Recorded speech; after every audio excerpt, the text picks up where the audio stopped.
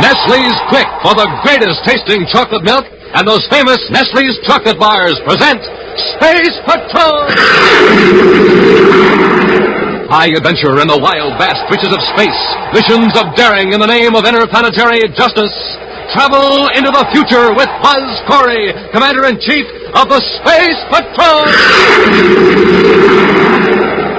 In today's transcribed Space Patrol adventure, Buzz and Happy are in their spacesuits advancing across the rocky surface of the planet Mercury toward the hideout of an escaped criminal. Hold it, Happy.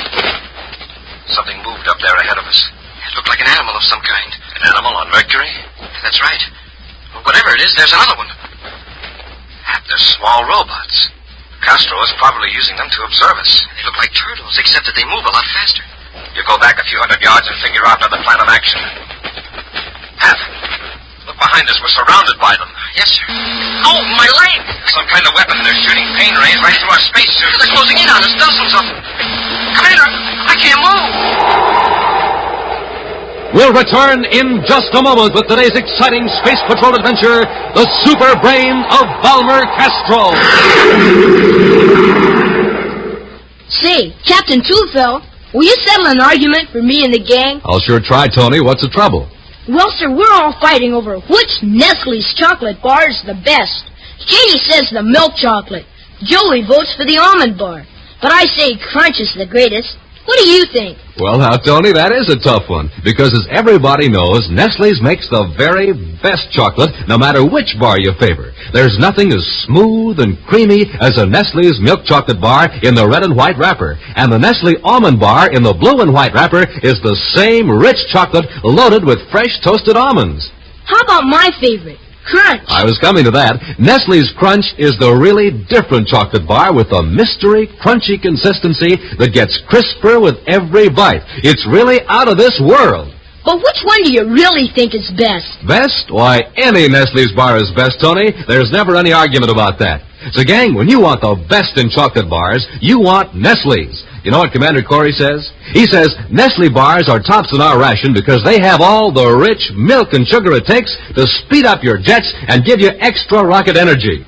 But, Captain, you still haven't settled our argument. Well, tell you what, Tony, why don't you take this handful of Nestle's bars to the gang and tell them there's no use arguing. Just remember, Nestles. Nestle's makes the very best chocolate. And now, today's Space Patrol adventure, the Superbrain of Balmer Castro. For nearly an hour, Commander Corry and Cadet Happy have listened spellbound to Dr. Ernest Blake as the great authority on the human mind describes his new invention, the cerebroscope. Dr. Blake, a member of the clinical consulting staff of the Criminal Rehabilitation Center on the planet Mars, has made a special space flight to Terra to report his recent discoveries to Commander Corry. As I understand it, Dr. Blake, your cerebroscope can actually increase or amplify intelligence. Yes, Commander. Its full applications and possibilities can't be estimated at present without further tests. A moment ago, Doctor, you said you had increased the intelligence of rats with your cerebroscope. Yes, from 50 to 100%. Wow. It's very interesting, Dr. Blake, but... Dr. Blake, have you experimented on humans? That is one reason for my visit, Commander. I want official permission to test the cerebroscope on volunteers in the Criminal Rehabilitation Center. You mean on those eligible to be discharged as cured? Naturally. It might be dangerous to increase the mental powers of those who still have criminal tendencies. Just how dangerous, no one can say. I don't believe you've answered my question, Doctor. Have you experimented on humans? I made one test. Or rather, my assistant did. Who was the subject? I was. What were the results? Before the experiment, I took several intelligence tests under supervision of my assistant. After just 5 minutes of cerebroscope radiations, I repeated those tests along with similar tests. Commander, my score was more than 40% higher. Smoking rockets. And you're now more intelligent than you were before. Perhaps. But I don't know how permanent the effects are or in how many areas of intellect the radiations are effective. That's why I want to make more tests on others.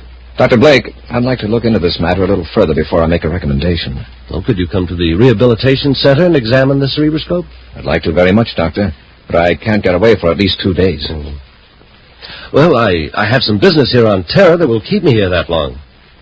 Suppose I contact you day after tomorrow. Fine, Doctor. We'll see you then. A short distance from Lowell City on the planet Mars is the Criminal Rehabilitation Center. Here, one of the latest arrivals, Balmer Castro, is undergoing initial processing. He sits silently as the official interviewer, Rhoda Nixon, gives him routine instructions. In this first test, a series of questions will be flashed on the screen. Break it off, Rhoda. Break it off. Your tenants are gone. Oh, just to be safe, Mr. Castro, I think we'd better proceed with a regular test. Now, look, I offered to let you use that cerebroscope on me in return for a chance to escape. The quicker you give me that treatment, the sooner I can figure a way to get out of here. I know, but we can't make it obvious that I'm helping you escape. I'm taking enough chances as it is. I'll cover you, Rhoda. You'll make it look as though I forced you to help me. Well, then at least take part of the test. We've got plenty of time. The attendants won't be back for 3 hours. How long does the cerebroscope treatment take? I'm going to give you 15 minutes of radiation. And that'll make me the smartest operator in the solar system, huh? Well, I can't promise that, but your brain will be at least twice as efficient as it is now. Shall we get on with the test? All right. A few hours later, in Space Patrol headquarters on Terra, Commander Corry gives Cadet Happy some astonishing news. I don't know the full details yet, Happy, but Balmer Castro escaped from the rehab center. Smoking rockets, how did he manage that? That's the big mystery, Hap. It's almost as though he had the cooperation of the whole staff, yet we know that's impossible. Commander, is it true about Castro? Is that why you sent for me? Yes, Dr. Blake, it's true. I can't believe it. No one has ever escaped from that Martian center. I haven't pieced the story together yet, Doctor, but somehow Castro managed to deceive several key members of the staff. He literally walked out, or rather drove out in a surface car, and no one raised a hand to stop him. I've had a strange premonition all morning, Commander. A strong feeling that something was wrong at the center. Since I took that cerebroscope treatment, my mind seems sensitive to thoughts of others. He must have had help to escape like that.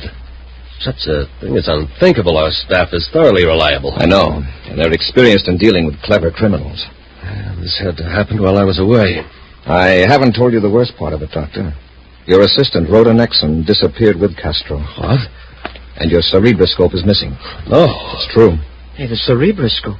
Say, wait a minute. Maybe that's the explanation. How about it, Doctor? Could your device make a super-intelligent crook out of an ordinary swindler? I can't say for certain. But I am afraid it's possible. Well, still, how would Castro have known about the cerebroscope? And who would he get to give him the treatment? That's what we're going to find out. Let's get to the spaceport and blast off for Mars. An all-planets alert has given every Space Patrol agent a description of Balmer Castro and Dr. Blake's missing assistant, Rhoda Nixon. At this moment, the escaped criminal sits calmly in a small apartment in Lowell City, Mars, while Rhoda Nixon nervously but expertly checks a series of test forms. Haven't you finished yet, Rhoda? Oh, yes, but I was just rechecking. Why waste time? You know as well as I do that the answer tabulating system is foolproof. These results are unbelievable. Fantastic. Then I am a genius, is that it? It's frightening. Your score is 28 points higher than the previous top rating. Is that so? And who is the ex-champion? Professor Maxwell Huxley, a descendant of a long line of geniuses. So I topped old Huxley, huh? Well, not in the matter of actual information, of course, but in intellectual potential, you're far superior. Naturally. So the cerebroscope made me an all-around genius. No. In moral values, the sense of right and wrong, you're still subnormal. Well, Mr. Castro, we've completed the agreement, so I'll be going. You'll remain with me. I may have further use for you. I don't want any money from you, Mr. Castro, and I promise I won't go to the Space Patrol. Just let me go. You might as well stop begging, Rhoda. Your pleading has absolutely no effect upon me, except to irritate me. I don't trust you, Miss Nixon, and I have good reason not to. Well, what do you mean? Didn't I help you escape? You had no intention of keeping that promise, Rhoda. You merely wanted a human guinea pig for an experiment. Dr. Blake refused to test his invention on human beings, so you decided to take advantage of his absence and do a little research on your own. Isn't that right? Well, how did you know that? And I was right. You didn't dream that Blake's gadget would make me able to outsmart you and the rest of the staff at the rehab center. But I told you it would. Why would I risk getting in bed with Dr. Blake and losing my job? You've got what you wanted, a powerful brain and your freedom. Oh, be fair, Mr. Castro. Let me go. Oh, you forget, Rhoda, that although my intellect is high, my sense of fairness, of right and wrong, is subnormal. Now, you're staying with me. Now, be quiet. I have to figure a way out of our present danger. Danger? What danger? I don't know exactly. But I have a strong sense of an opposing force. A powerful mind working against me. I think... In fact, I'm sure it's the mind of Dr. Ernest Blake.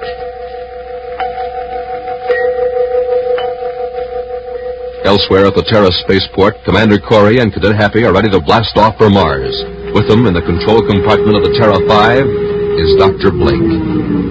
Instrument check completed, Commander. Good. Dr. Blake will blast off as soon as we get the go-ahead from Space Control. Just relax. There's something I should have told you before, Commander. I don't think there's any doubt that my assistant, Rhoda Nexon, is responsible for Castro's escape. Mind you, I can't give you a single bit of evidence for suspecting her of disobedience. Yet I'm convinced of it. What's more, I'm sure that before we reach Mars, I'll be able to tell you where to find Rhoda and Castro. I hope you're right. Space Control Terra to Commander Corry aboard Terra 5.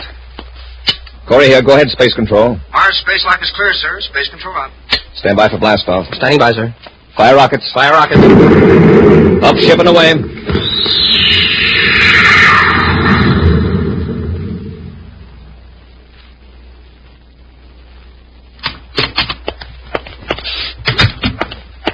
Come on, Rhoda. Let's get out of here. Space Patrol must be looking for us everywhere. For all we know, there may be agents out in the street right now. There aren't. Our main source of danger is coming toward us now, from Terra. How do you know? Don't ask questions. I know a place on Mercury where we'll be perfectly safe. Right now, our enemies are roaring toward Mars.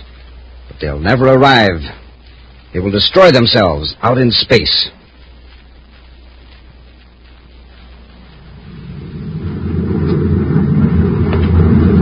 I just rechecked the vector computer, sir. We're 2 hours out of Mars. That'll bring us into Lowell City at 1340. Is Dr. Blake still sleeping? No, sir. The last time I went back aft, he was pacing his compartment and muttering to himself. When he saw me in the corridor, he slammed the door. He's under quite a strain, poor fellow. He's got me worried, Commander. How can he be so positive that Castro's in Lowell City? I think he knows a lot more about this escape than he lets on. You'll find out how much he knows before very long. You're not going to find out anything, Commander. I've got a blast gun here. Do what I tell you, or I'll use it. Dr. Blake, this is hardly the time for a joke. This is no joke, Corry. You're planning to hold me responsible for Castro's escape. Well, you're not going to hold me up to disgrace. Change vector. Dr. Blake, I don't know what you're talking about. Do what I tell you, or I'll blast both of you. We'll return to Space Patrol in just a moment. Come and get it! Hey, all you rocket jockeys, I've got something new and sensational to tell you about today. I mean Nestle's Quick, the greatest way to make chocolate milk you ever tasted. Quick makes the richest, most chocolatey, most delicious chocolate milk in all the universe. It's the same wonderful flavor as Nestle chocolate bars. Oh, just think of drinking milk that tastes like that. Jumpin' Jupiter. And Space Patrollers, Nestle's Quick is just as quick and easy to make as it is delicious. You can fix yourself a tall, frosty glass of Quick in no time, anytime. Now, here's all you do. Pour out your glass of milk and then add 2 spoonfuls of Quick powder. Yes, sir, you heard me. First, you pour in the milk and then you put in the Quick. Nestle's designed Quick to mix in a flash. It's never messy to make, and you don't have to beat it or shake it in special containers. And that special Nestle's chocolate flavor won't settle at the bottom or stick to the sides. No, sir. Quick is real chocolatey from the first sip to the last swallow. And Mom will be real pleased to know that Quick is fortified with vitamin D, just what you need for strong, healthy bones. And believe me, when Mom sees how you drink up every drop of your milk, she'll be glad to get Nestle's Quick all the time. Now, gang, here's how to get the official chocolate milk maker for all Space Patrollers. Ask Mom to bring home the big brown and yellow can of Nestle's Quick. That's Q-U-I-K, Quick. And then the happiest sound at your house will be the one that means great chocolate milk. That's the Quick call, like this. Come and get it! Nestle's Quick! And now, back to our Space Patrol adventure, the Superbrain of Balmer Castro. Commander Corry and Cadet Happy are aboard the Terra 5, heading for the planet Mars with Dr. Ernest Blake, inventor of the cerebroscope, a device that vastly increases the efficiency of the brain. Through the use of this invention, Balmer Castro was able to outwit the staff of the Martian Criminal Rehabilitation Center and escape, taking Dr. Blake's assistant, Rhoda Nexon, with him. For some unaccountable reason, Dr. Blake is attempting to force Buzz to change the vector of the Terra 5. I'm warning you, Corry.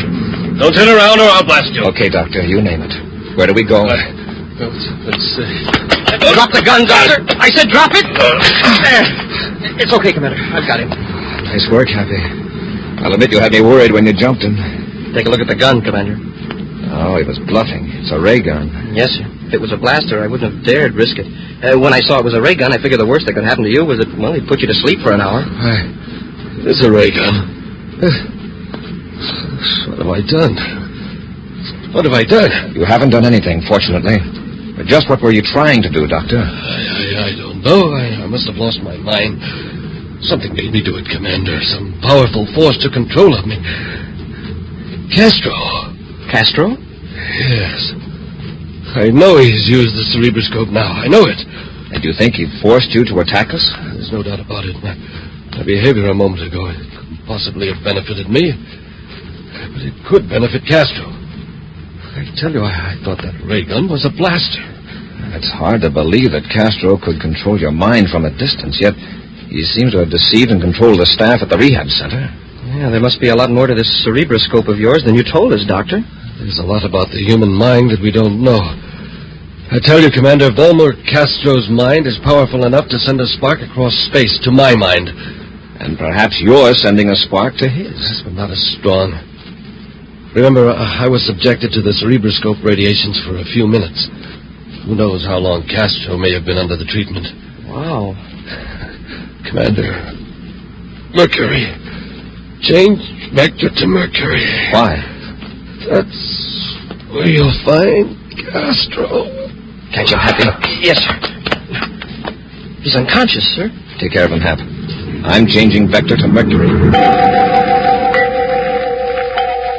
Some moments later, viewscope scanning beams sweep back and forth over the rocky surface of the planet Mercury as Buzz and Happy search for a trace of Balmer Castro.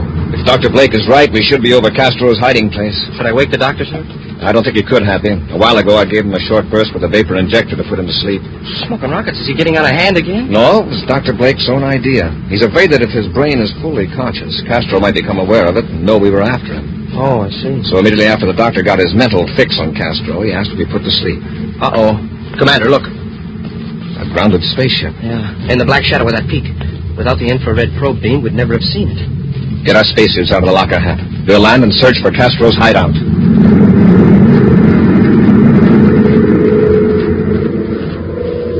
Under the sun-baked rock of Mercury, Balmer Castro relaxes in one of the cool, comfortably furnished chambers of his hideout. His captive, Rhoda Nexon, paces the floor nervously.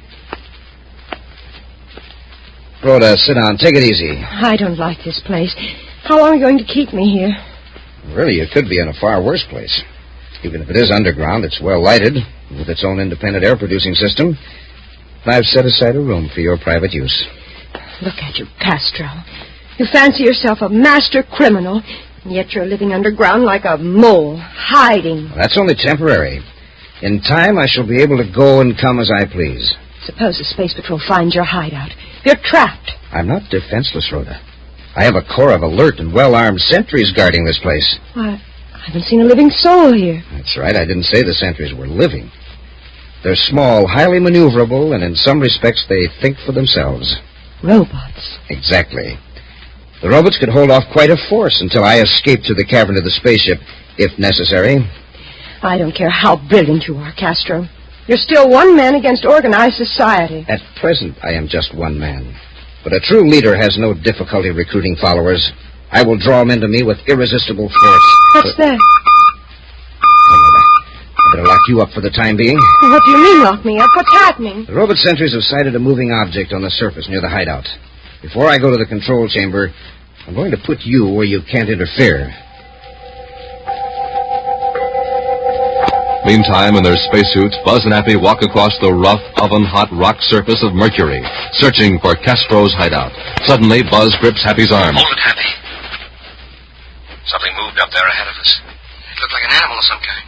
An animal on Mercury? That's right, there's no atmosphere. Well, whatever it is, there's another one. They're robots.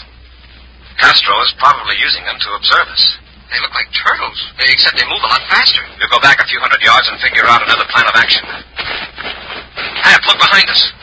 We're surrounded by them. Yes, sir. Oh, my leg! There's some kind of weapon. They're shooting pain rays right through our spacesuits. They're closing in on us. Dozens of them.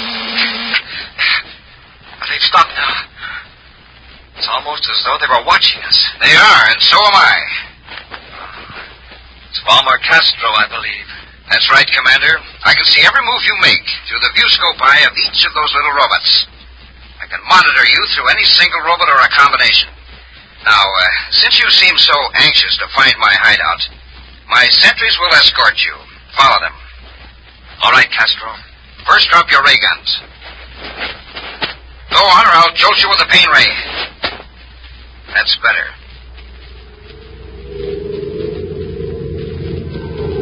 Surrounded by the strange turtle-like robots, Buzz and Happy make their way across the rough rocks. Almost like living things, the robots occasionally break formation to avoid obstacles, but immediately close in again. Finally, Buzz and Happy enter an airlock with 4 of the robots scurrying in after them. At last, they're in an underground chamber, face to face with Balmer Castro. That's it, gentlemen. Raise your face pieces. All right, Castro. What have you done with Rhoda Nixon? She's here, Commander. You will join her in a moment. You were directed here by Dr. Blake, I presume. I thought I'd disposed of him out in space, but occasionally I still seem to make slight contact with his mind. Here, Rhoda, I brought you some company. Space Patrolman. Yes, Commander Corry and the cadet. Commander, you'll notice that the robots have stopped a few feet away from you. They're watching you. They're going to see that none of you leave this room alive. Castro, what are you going to do? I'm going to the control panel. He's a fiend, Commander. A fiend with a super brain. Did you help him escape from the rehab center? I didn't mean to. Honestly, I didn't. I never dreamed anything like this would happen. Let's not waste time talking. Hap, let's see if we can get out of here. Maybe we can break down that door. Oh! Hold it! We've got to knock out those robots. When we get close to them, they blast us with a pain ray. If there was only something in here we could use for a weapon. There's nothing. I've looked. If there was only a rod or something, maybe we could flip them over on their backs and get out of their range. Hey, how about that chair? They couldn't get close enough. Even if we threw the chair, I doubt that it would smash them. They look very rugged.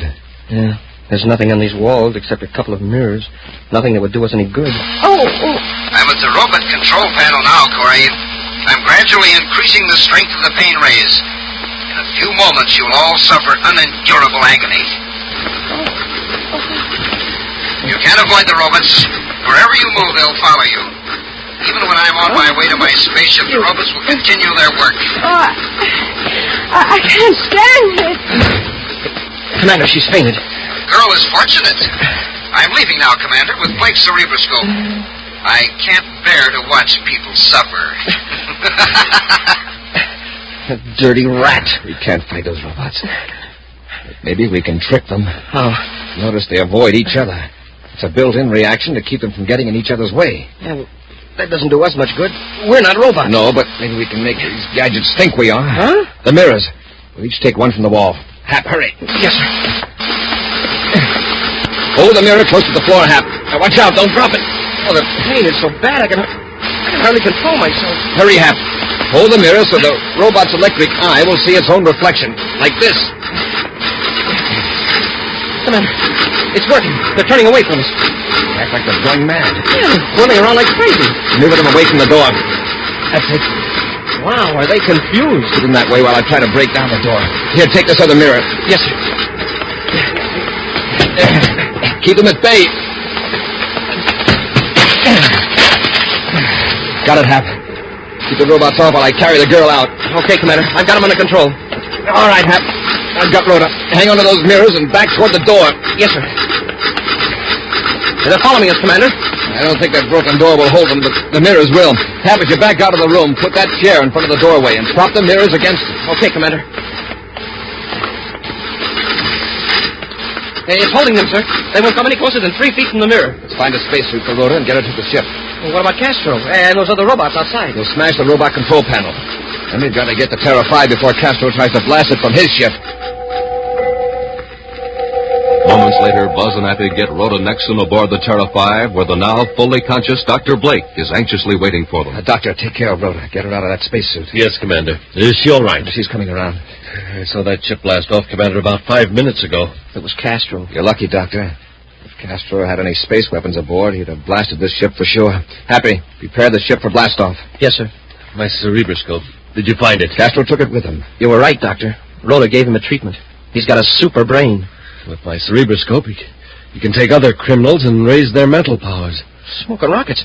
He can form a ring of super criminals. That's what we've got to prevent. Yes, but what chance have we got? That tremendous intellect of his. Don't forget, Doctor, no man is really smart if he sets all decent people against him. Happy, fire rockets. Up ship and away.